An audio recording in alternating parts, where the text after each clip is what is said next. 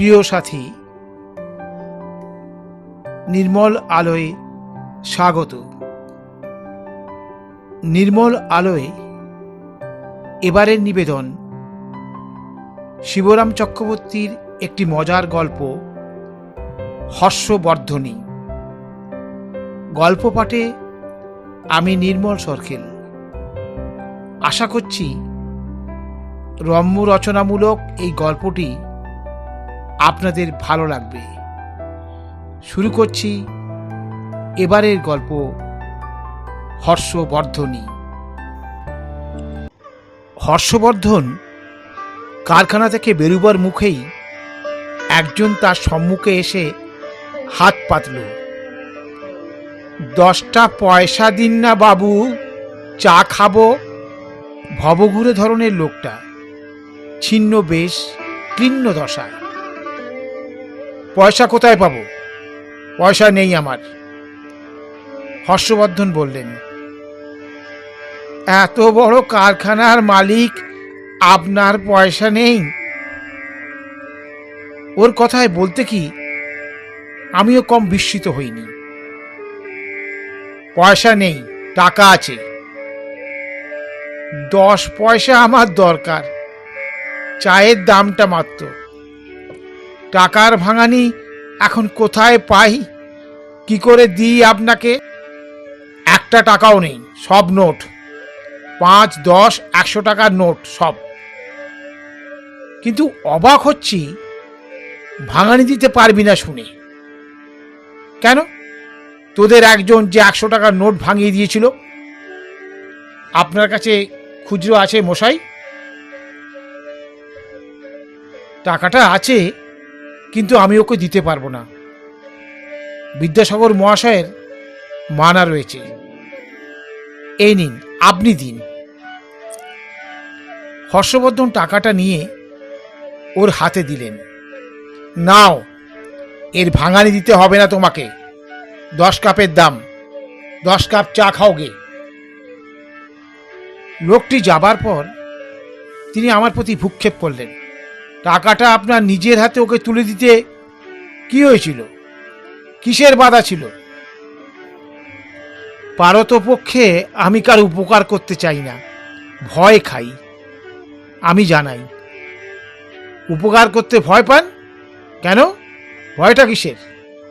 তাহলে প্রত্যুপ করার জন্য প্রস্তুত থাকতে হয়, সে এক ফ্যাসাদ। উপকার কেউ ভোলে না, যে উপকারীকে মনে করে রাখে, তার প্রতিশোধ নেবার জন্য তৎপর থাকে, সেই সুযোগ খোঁজে। সেই কারণেই পুণ্যশ্লোক বিদ্যাসাগর মশাই বলে গেছেন, কখনো কদাচ কাহার উপকার করিও না, করিলে ভুগিবে।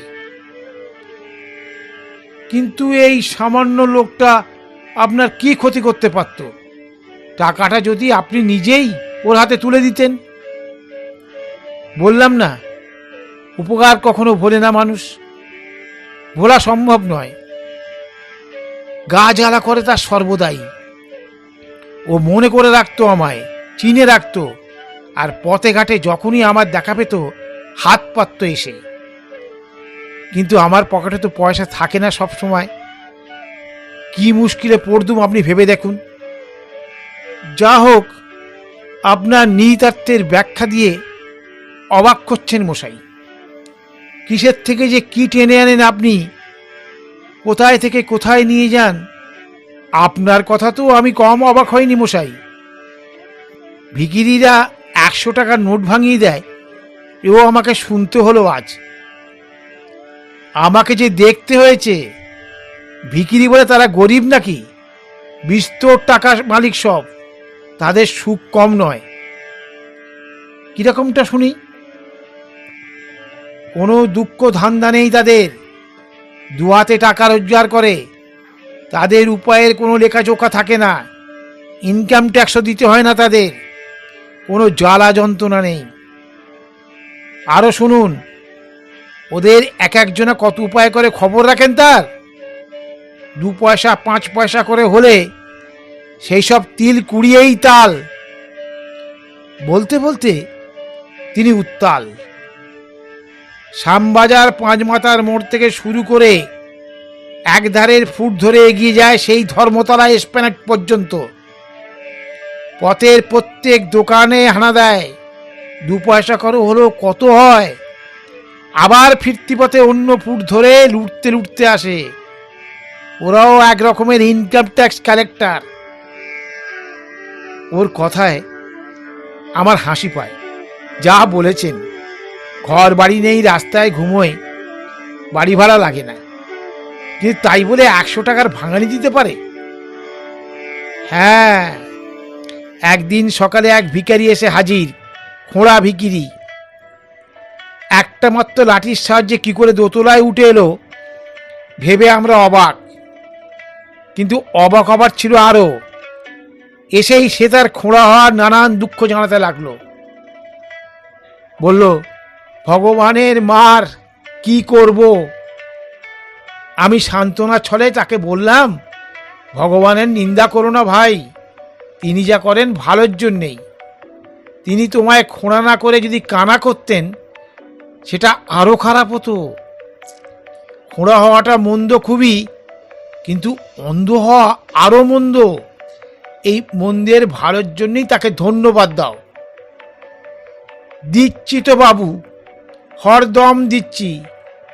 আগে যখন কানা ছিলাম কত লোক যে ঠকিয়ে গেছে আমাকে। বলো কি, তুমি কি কানাও ছিলে নাকি? আবার ছিলাম বই কি। তখন যত লোক তাদের অচল সিকি, দুয়ানি, আদুলি চালিয়ে যেত আমার কাছে, কানা বলে দেখতে পেতাম না। তখন বাধ্য হয়ে আমাকে এই খোঁড়া হতে হলো। তার কথায় আমরাও অবাক, গোবরা আর আমি দুজনেই। আমি তাকে একখানা নোট দিলাম, এই নাও 100 টাকার নোট। সে একটুকু ভরকে না গিয়ে তার কোমরের গেজিয়া খুলল, তাতে ইন্তাহার খুচরো পয়সা।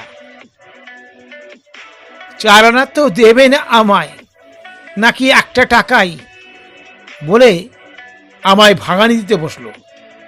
তারপর খুচরো খাজরা সব মিলিয়ে মোট 99 টাকা হাতে দিতে এলো আমার। বলেন কি? 99-এর ধাক্কা বলে একটা কথা শোনা ছিল, আমি যেন সেই ধাক্কা খেলাম তার আচরণে। আমি বললাম, না, তোমায় কিছু ফেরত দিতে হবে না। শুনে সে আর এক মুহূর্ত দাঁড়ালো না। হয়তো ভুলে দিয়ে ফেলেছি, ফের কেড়ে নিতে পারি, সেই ভয়েই সে উড়ে দৌড় মারল। তত্তর করে সিঁড়ি টপকে সঙ্গে সঙ্গে উদাও। বিশ্ব ব্রহ্মাণ্ড ভুলে, এমনকি সে যে খোঁড়া সে কথাও ভুলে গিয়ে কাণ্ডটা দেখুন।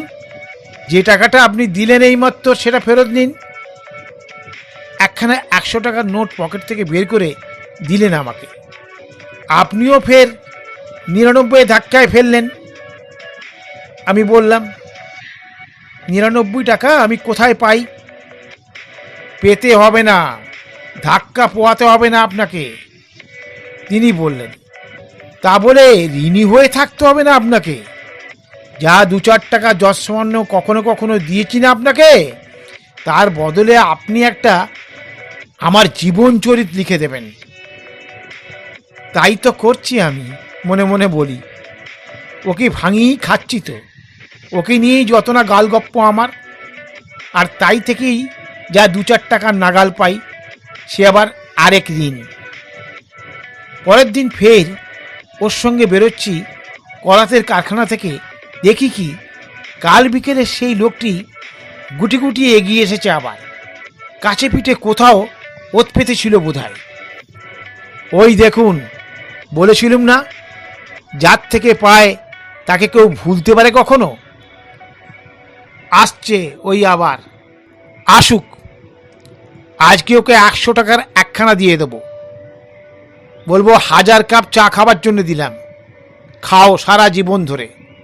কিংবা এর থেকে আরও ভালো হয় যদি পথের ধারে ফুটপাতের উপর চায়ের সরঞ্জামপত্র নিয়ে বসে পড়ে। চা বেচে 2 পয়সা উপায় করো, আর হরদম চা বানাও আর খাও যত খুশি।